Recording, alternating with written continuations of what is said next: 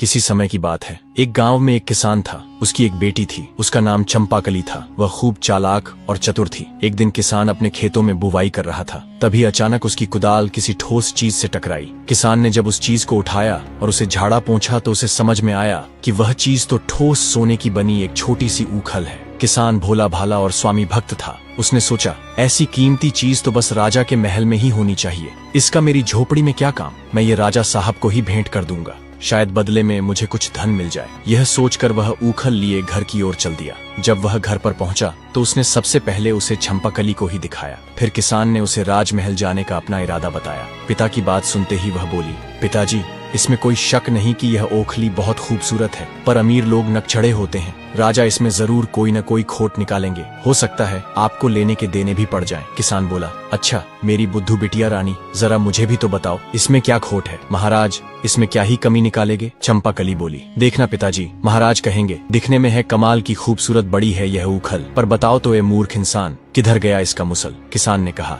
हमारा राजा कभी ऐसा नहीं बोलेंगे। तुम क्या उसे भी अपनी तरह बेअक्ल समझती हो। किसान ने ओखली एक थैली में डाली और चल पड़ा राजमहल की ओर। पहरेदारों ने पहले तो उसे रोका, लेकिन जब उसने राजा को उपहार देने की बात कही तो उसे दरबार में लेकर चले आए। दरबार में किसान ने राजा से कहा, अन्नदाता, मुझे अपने खेत में बुवाई करते समय यह ठोस सोने की सुंदर ओखली मिली है। मैं यह मानता हूँ कि यह केवल आपके महल में ही अच्छी लगेगी, इसलिए मैं यह आपको भेंट करना चाहता हूँ। आप मना मत करिएगा। राजा ने ओखली हाथ में पकड़ी, उसे हर ओर से घुमा फिरा कर देखा, फिर सिर हिलाते हुए बोले, दिखने में तो कमाल की खूबसूरत बड़ी है यह ऊखल, पर बताओ तो ऐ किसान, किधर गया इसका मुसल। हूबहू चंपाकली के ही शब्द राजा ने दोहरा दिए थे। बस किसान को मूर्ख इंसान नहीं कहा, क्योंकि राजा की भाषा में एक मर्यादा होती ही है। किसान अपने पर काबू न रख सका। उसने अपने माथे को ठोकते हुए कहा, हे भगवान, बिल्कुल वही शब्द, उसने भी तो यही कहा था। राजा ने उत्सुकता से किसान से पूछा, किसने यही कहा था। किसान बोला, गलती माफ करें सरकार, मेरी बेटी चंपाकली ने कहा था कि राजा साहब ऐसा ही कहेंगे। आपने एकदम वही कहा है। मैंने तो उसकी बात एक कान से सुनकर दूसरे कान से निकाल ही दी थी। राजा ने कहा, ऐसा लगता है कि तुम्हारी बेटी बहुत चालाक है। मैं उसे परखना चाहता हूँ कि आखिर वह कितनी चतुर है। फिर राजा ने अपने एक सैनिक से एक कपास की पूड़ियां मंगवाई और कपास की पूड़ियां किसान को देते हुए बोला, यह कपास अपनी बिटिया के पास ले जाओ और उससे कहो कि जल्द से जल्द मेरी फौज के सैनिकों की एक टुकड़ी के लिए कमीजें इस कपास से सूत काट कर, बुनकर, सिलकर भेज दे। सैनिकों को कमीजें जल्द से जल्द चाहिए। किसान यह सुनकर स्तब्ध रह गया, पर वह करता भी क्या। राजा से बदतमीजी तो हो नहीं सकती थी। उसने चुपचाप कपास की पुड़िया थैले में डाली और राजा को सलाम ठोक कर वहां से घर की ओर चल पड़ा। ओखली के बदले किसी उपहार की आशा तो बेकार ही थी। सजा नहीं मिली, यही बहुत था उसके लिए। घर पहुंचकर वह बेटी से बोला, बेटी चंपाकली, तुम्हारे बुरे दिन आ गए। ऐसा कहकर उसने अपने थैले से कपास की पुड़िया निकालकर उसे पकड़ा दी और सारी बात बता दी। चंपाकली बोली, पिताजी, आप तो बेबात ही घबरा जाते हैं, थोड़ा सोचने तो दीजिए कि क्या करना है। चंपाकली ने कपास की पुड़िया ली और उनमें से कपास निकालकर पटक पटक कर झाड़ने लगी। जैसा कि आप लोग भी जानते हैं, अगर कपास चाहे कितनी भी कुशलता से ओटी गई हो, एक आध बिनौले तो उसमें छूट ही जाते हैं। झाड़ने पर कपास में से 2 बीज नीचे गिर पड़े। चंपाकली ने उन्हें उठा लिया और जाकर दोनों बीज अपने पिता को देते हुए बोली, पिताजी, आप सीधे महल वापस जाइए और राजा से मेरा संदेश कहिए। मुझे उनकी चुनौती स्वीकार है, बस मुश्किल ये है कि मेरे पास चरखा और करघा नहीं है। मैं सूत कैसे कातूंगी और कपड़ा कैसे बुनूंगी। इन बीजों के खोल से वे चरखा और करघा बनवा कर भेज दें। जैसे ही ये दोनों चीजें बनवा देंगे, उनका काम हो जाएगा। बेचारे किसान की राज दरबार में जाने की हिम्मत नहीं हो रही थी, पर चंपाकली उसके पीछे ही पड़ गई। झक मारकर वह दरबार में जा पहुंचा। किसान की बातें और चंपाकली की मांग जानकर राजा की समझ में आ गया कि चंपाकली बहुत चालाक और बुद्धिमान है। उसने किसान से कहा, तुम्हारी यह बेटी बहुत चतुर है, मैं उससे मिलना चाहता हूँ। तुम उसे राजमहल आने को कहो, मैं उसके साथ बातें करना चाहता हूँ। लेकिन याद रखना, जब वह महल में आए, वह न तो कपड़े पहने हो, न ही बिना कपड़ों के हो। न तो वह भूखी आए, न भरे पेट, न तो घोड़े पर आए, न ही किसी सवारी पर, और पैदल भी न हो। न तो रात में आए और न ही दिन में। यदि वह इन शर्तों को पूरी किए बिना आई तो मैं तुम दोनों बाप बेटी के सिर कलम करवा दूंगा। याद रहे, हर आज्ञा का पालन होना ही चाहिए। किसान बेचारा बड़े टूटे मन से घर लौटा। मौत जैसे उसकी आंखों के आगे नाच रही हो। जब चंपाकली ने पूरी बात सुन ली तो बड़ी बेफिक्री से बोली, पिताजी, मैं सब कर लूंगी, आप बस मेरे लिए एक मछली पकड़ने का जाल ले आइए। अगले दिन चंपाकली ने शाम के समय अपने आप को जाल में लपेट लिया। इस प्रकार वह न तो निर्वस्त्र रही और न ही उसने कपड़े पहने। 2 मुट्ठी चबेना खाया, न पेट भरा न भूखी रही। एक बकरी को बाड़े से निकाला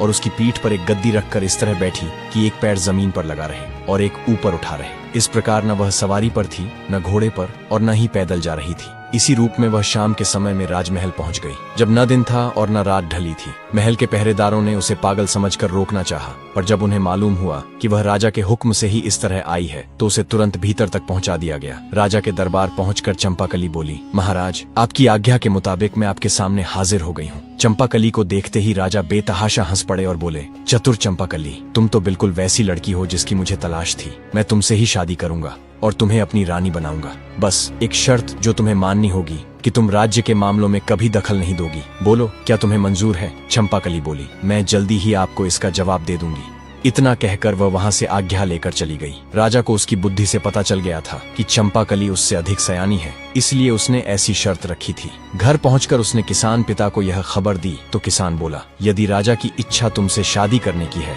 तो तुम उसका विरोध तो कर नहीं सकती। आखिर वह राजा है। लेकिन तुम्हें हमेशा सावधान रहना होगा, क्योंकि जो आदमी मनचाहा तुरंत पाना चाहता है, वह अनचाहा तुरंत छोड़ना भी तो चाहेगा।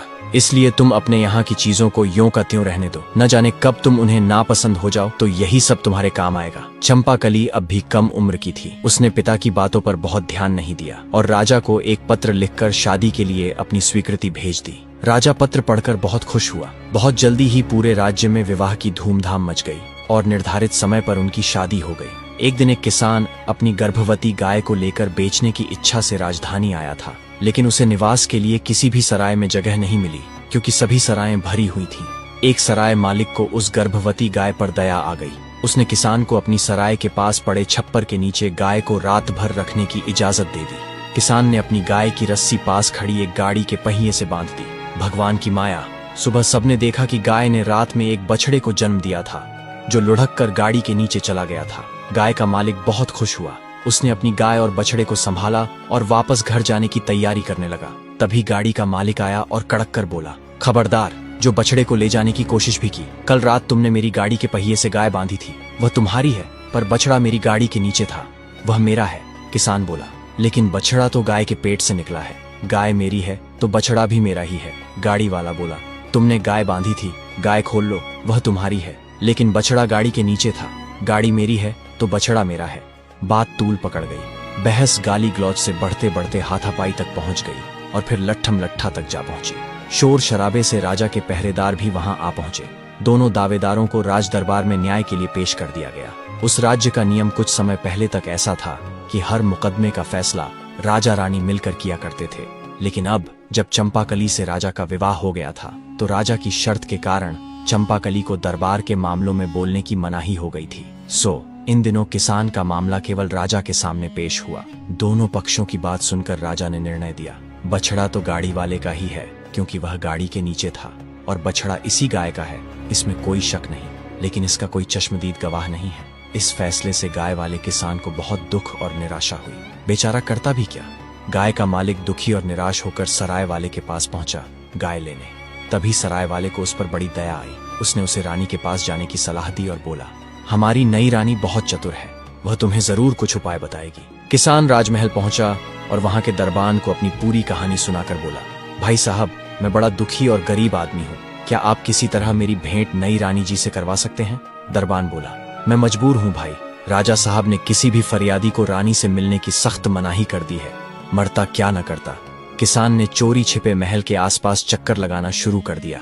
उसे एक बगीचे में रानी चहलकदमी करती दिखाई दी। फिर क्या था, बगीचे की बाड़ फांद कर गाय वाला अंदर जा पहुंचा और रानी के आगे गिड़गिड़ाकर अपने साथ हुए अन्याय की कहानी कह सुनाई। चंपाकली ने थोड़ी देर विचार किया, फिर बोली, मेरी बात ध्यान से सुनो। कल महाराज शिकार खेलने जा रहे हैं। वह एक ऐसी जगह जाएंगे जहां एक तालाब इस मौसम में हमेशा सूखा रहता है। तुम अपने साथ मछली पकड़ने वाला एक जाल और बंसी लेकर वहां चले जाना। जब राजा साहब दिखाई दें तो ऐसा अभिनय करना मानो तुम मछलियां पकड़ रहे हो। महाराज तुमसे जरूर पूछेंगे कि तुम सूखे तालाब में मछलियां क्यों पकड़ रहे हो। तब तुम उनसे कहना, यदि एक गाड़ी बछड़ा पैदा कर सकती है तो क्या सूखे तालाब में मछलियां नहीं मिल सकती? अगले दिन किसान बंसी और जाल से लैस होकर सूखे तालाब पर पहुंच गया। तभी वहां राजा अपने सैनिकों के साथ शिकार करने आ पहुंचा। उसने देखा कि एक बूढ़ा व्यक्ति सूखे तालाब में मछलियां पकड़ रहा है। राजा उसके पास गया और पूछा, तुम सूखे तालाब में मछलियां क्यों पकड़ रहे हो? इस पर किसान बोला, जब एक गाड़ी बछड़ा पैदा कर सकती है तो सूखे तालाब में मछलियां क्यों नहीं मिल सकती। किसान का उत्तर सुनते ही राजा हैरानी में पड़ गया। वह किसान से जोर से बोले, ये तुम किसकी बोली बोल रहे हो? तुम तो ऐसा कभी सोच भी नहीं सकते। सच सच बताओ, क्या तुम रानी से मिले थे? किसान इनकार न कर सका। उसने तुरंत स्वीकार कर लिया कि ऐसा करने की सलाह उसे रानी से ही मिली थी। राजा ने तुरंत सिपाहियों से कहा, बछड़ा गाय के मालिक को दिलवा दो। महल लौटते ही उन्होंने चंपाकली को बुलाया और बोले, मैंने शादी के समय जो शर्त रखी थी तुमने उसे पूरा नहीं किया। तुमने मेरे किए फैसले का विरोध किया। तुम्हें राजकाज के मामलों में नहीं पड़ना चाहिए था। अब इस राजमहल में जो भी चीजें तुम्हें प्रिय हों उन्हें अपने साथ लेकर रात होने से पहले अपने गांव के घर लौट जाओ और एक किसान की बेटी की तरह ही सारी जिंदगी बिताओ। चंपाकली ने सिर झुकाकर जवाब दिया, जैसा आप चाहते हैं वैसा ही होगा महाराज। बस आपसे एक विनती है कि शाम के समय मुझसे जाने को न कहें। घर की लक्ष्मी को संध्या के समय घर से निकलने पर आपकी प्रजा में आपकी बदनामी होगी। राजा बोले, ठीक है, आज रात हम आखिरी बार एक साथ खाना खाएंगे, कल सुबह तुम चली जाना। चंपाकली बोली, ठीक है महाराज। अब चतुर चंपाकली रसोई में गई और रसोइये से तला भुना स्वादिष्ट और गृष्ट भोजन बनाने को कहा। भोजन के साथ पीने के लिए स्वादिष्ट और कीमती मदिरा भी मंगवाई। सुस्वादु भोजन अधिक खाया भी जाता है और उसके बाद आलस्य भी अधिक आता है। रात को जब राजा और चंपाकली ने साथ बैठकर भोजन किया तब राजा का मन पहले से ही व्याकुल था। ऊपर से उन्होंने अधिक मदिरा भी पी ली थी। कुछ ही क्षणों में मदिरा ने अपना प्रभाव दिखाया और जैसे जैसे भोजन समाप्त हुआ राजा आलस्य और नींद के ऐसे जाल में उलझ गए कि अंततः अपनी कुर्सी पर ही गहरी नींद में डूब गए। रानी चंपाकली ने तुरंत सेवकों को आदेश दिया, महाराज को कुर्सी समेत उठाओ और जैसा कहा जाए वैसा ही करो, बिना किसी नानुकुर के। अगर किसी ने टाल मटोल की तो उसे महल से बाहर कर दिया जाएगा। सेवकों ने रानी के आदेश का तत्काल ही पालन किया। चंपाकली महल से निकल पड़ी और राजधानी की गलियों से होती हुई देर रात अपने गांव पहुंच गई। घर के दरवाजे पर पहुंचकर उसने पुकारा, पिताजी दरवाजा खोलिए, आपकी बेटी लौट आई है। बेटी की आवाज सुनते ही वृद्ध पिता दौड़ते हुए खिड़की तक आए और बोले, इतनी रात गए आई है बेटी? मैंने तो पहले ही कहा था, ऐसे आदमी का कोई भरोसा नहीं। खैर, तुम्हारा कमरा आज भी वैसा का वैसा ही है, आ जाओ बेटी। चंपाकली बोली, पिताजी जल्दी दरवाजा खोलिए, बातें हम बाद में करेंगे।